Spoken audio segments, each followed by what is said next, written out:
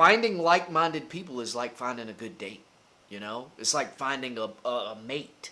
You're lucked into it, especially what I do, because you have to be able to wear so many hats. Can you operate a bobcat?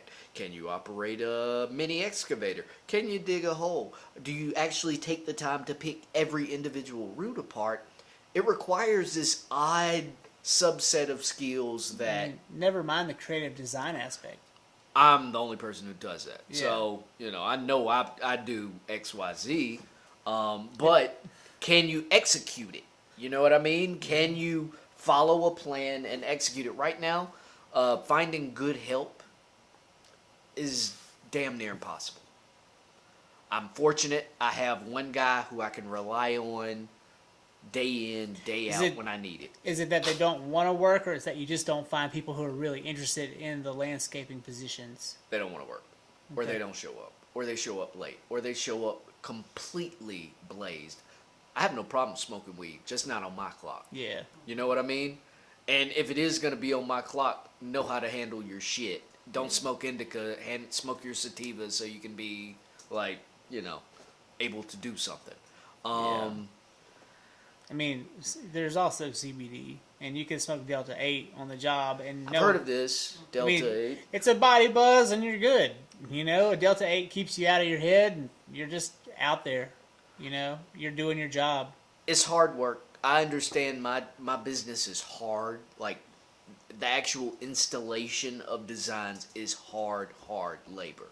I don't think people really enjoy hard labor like that. I feel like eventually what happens with... I can only talk about what's happened to me, but I feel like eventually you get to a point where you realize you can't do it this way anymore. I mean, I was a video editor, okay? God knows. I can only respect editors. White-collar video editor. Editing all day. Okay? And I got to a point, dude, where that's the computer. It's a fucking beast of a machine. You have no idea what that thing was like in 2013 when I bought it. I bet it was like a rocket ship.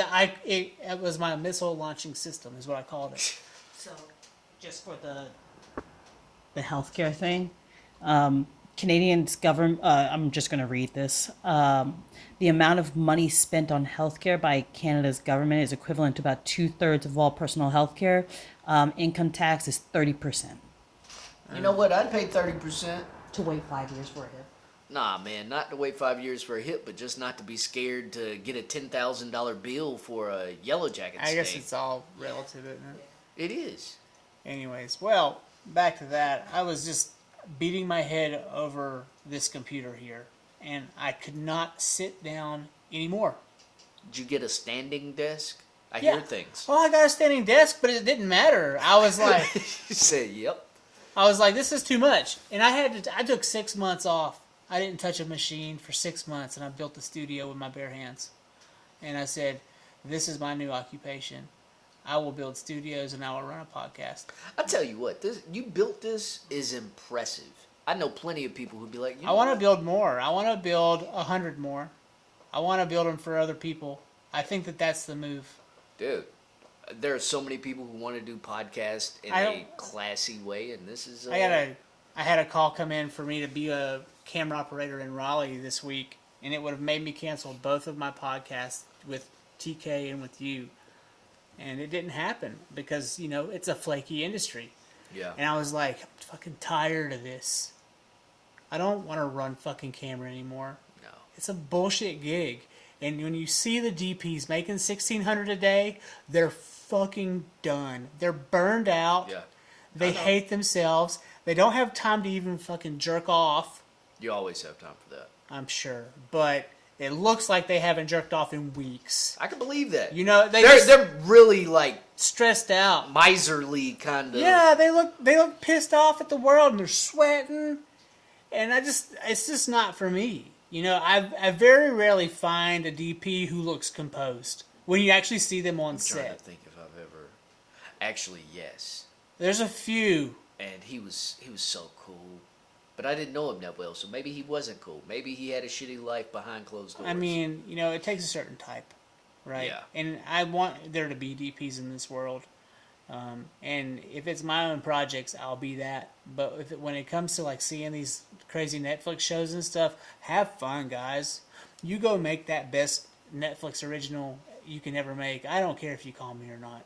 I really don't. God, there's a lot of anger in your eyes. Yeah, it's a frustrating industry. It's really painful to be in, especially when you have a newborn baby girl. Because that's it. You either can go and make the money, or you can stay home and not make money. Yeah. That's the choice you have to make. And unless you find another route, which you've done and I'm doing, and every other guest, the common thread between all the guests I have is we've all worked in the industry, but we've all realized that there's something better Absolutely. that we can do with our lives. And it's like we moonlight in the industry. Yeah. But if you ever try to make the industry your whole thing, it will burn you. I don't think, and this is going to be a crazy idea, but I fully believe this.